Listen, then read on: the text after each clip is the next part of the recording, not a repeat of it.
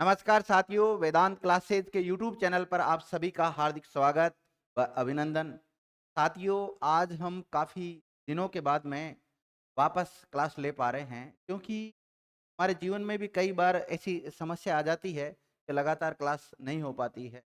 और उसमें से काफ़ी कुछ विद्यार्थियों को पता है कि हम लगातार क्लास क्यों नहीं ले पा रहे थे, कुछ ऐसी घटना घटित हो गई थी। तो अब कोशिश करेंगे लगातार किसी न किसी बिंदु के ऊपर हम क्लास लेकर आएँगे। तो आपने इतना धैर्य रखा, उसके लिए बहुत-बहुत धन्यवाद। तो आज का अपना जो विषय रहने वाला है, ये देखिए, चक्कर ये पड़ता है कि हम करंट डेली पढ़ते हैं, और डेली पढ़ते हैं तो करंट बहुत ज़्यादा हो जाती है। लेकिन कुछ बिंदु ऐसे होते हैं, उनको हम गहराई से नहीं पढ़ते और वहाँ से सवाल बनते हैं। तो एक छोटा-सा टॉपिक है, और उस छोटा-सा टॉपिक का नाम है, जो शीतकालीन एशियाई खेल हुए थे, उनके बारे में है। तो टॉपिक का नाम आपको इसमें सीधा-सीधा थंबनेल में दिखाई दे रहा है कि टॉपिक का नाम है 90 नंबर के शीतकालीन एशियाई खेल। तो कई बार तो यहाँ से ही सीधा-सीधा सवाल ये बन जाता है कि 90 नंबर, इस बार जो शीतकालीन एशियाई खेल हुए थे, ये कौन से नंबर के हुए थे? 90 नंबर के हुए। तो इससे पहले जो 8वें नंबर के हुए, वो कब और कहाँ आयोजित हुए? और आगामी अगर 10वें की बात करें तो वो कब और कहाँ आयोजित होंगे, ये भी आपको पता होना चाहिए। लेकिन अभी अपना मुख्य बिंदु रहेगा कि भाई 90 नंबर के जो एशियन गेम हुए हैं, ये कहाँ पर आयोजित हुए हैं। तो पहली बात तो इनका आयोजन स्थल का पता होना चाहिए। स्थल, प्रॉपर स्थल का भी पूछा जा सकता है और कंट्री का भी पूछा जा सकता है। साथ ही में जब कोई गेम होता है तो उस गेम में कितने देशों ने भाग लिया, यहाँ से भी सवाल बनता है। कई बार टीमों का भी पूछ लेता है कि कितनी टीमों ने भाग लिया, कितनी स्पर्धाएं हुई। कई एग्जाम, आपने रिसेंटली जो एग्जाम हुए हैं उनमें ऐसे सवाल भी देखे होंगे कि कौन से जो खेल हुए हैं उनमें कितनी प्रतिस्पर्धाओं पर खेल हुए हैं, वो भी पूछा जाता है। फिर उसके बाद में जब फाइनली बात आती है मेडल की, तो कौन से देश ने कितने मेडल जीते। मेडल भी कई टाइप के होते हैं, जैसे कुछ गोल्ड मेडल जीतते हैं, कुछ सिल्वर मेडल जीतते हैं, कुछ ब्रॉन्ज मेडल जीतते हैं।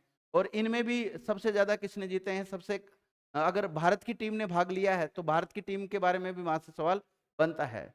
तो इन तमाम बिंदुओं को हम देखेंगे। उसके अलावा कई बार जो गेम होते हैं उसका ध्येय वाक्य भी होता है, उसका एक शुभंकर भी होता है, उसका एक आदर्श वाक्य भी होता है। ठीक है, इंडिया की तरफ से अगर इंडिया की टीम जा रही है तो उनका भारत का जो झंडा है उसको कौन रिप्रेजेंट करता है वहाँ पे ले जाकर। तो उन उन बिंदुओं से भी सवाल यहाँ से बन जाते हैं।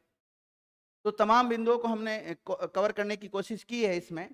देखिएगा, सबसे पहले क्या लिखा हुआ है कि इसका आयोजन कब हुआ था। तो इसका आयोजन हुआ विद्यार्थियों 7 फरवरी से लेकर 14 फरवरी 2025 में इसका आयोजन हुआ था।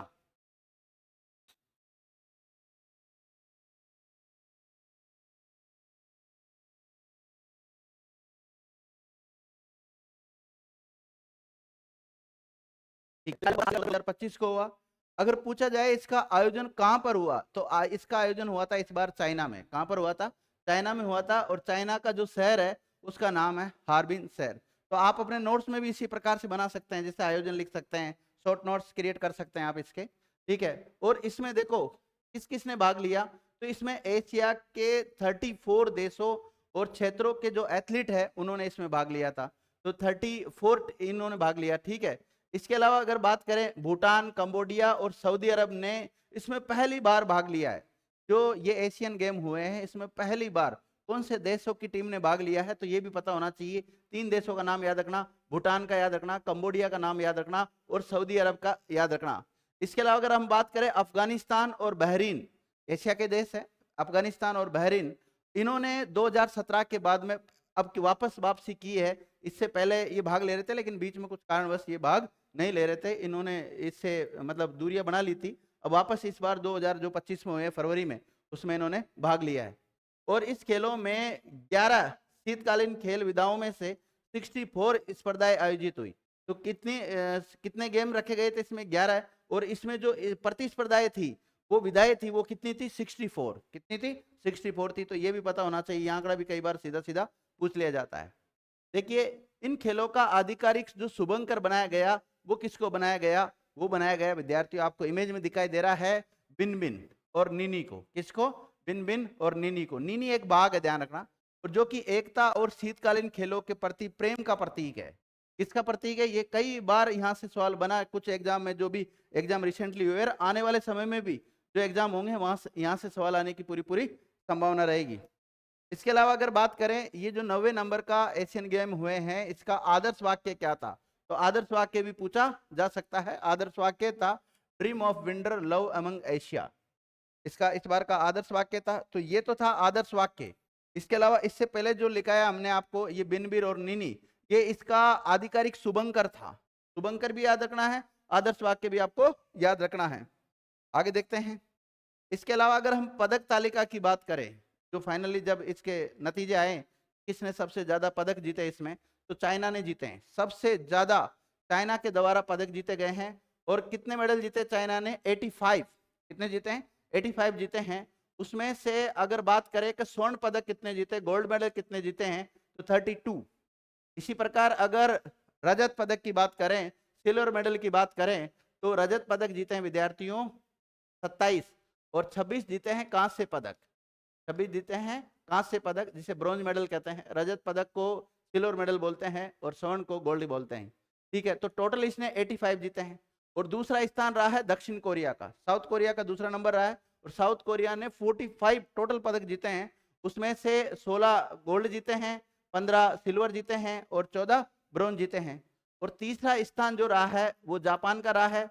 और जापान ने कितने पदक जीते हैं? 37। और इसमें 10 गोल्ड है, 12 सिल्वर है और 15 कांस्य है।